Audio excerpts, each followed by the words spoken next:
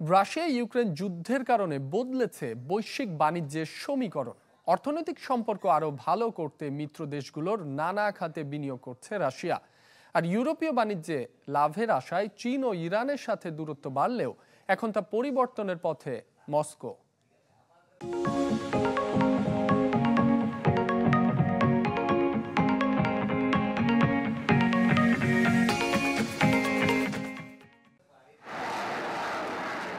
Ukraine Russia যুদ্ধ বদলে দিয়েছে সব সমীকরণ। যুদ্ধের খরচ পার করে এবার বাণিজ্যে বাড়তি নজর পুতিনের।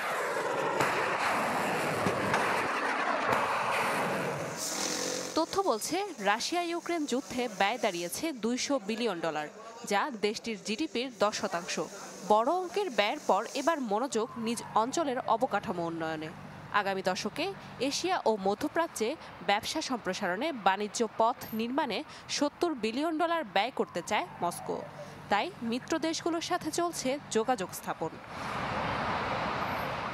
ভূরাজনৈতিক কারণে ইউরোপকে চাপে রেখে চীন ও ইরানের সাথে বেড়েছে আমদানি রপ্তানি।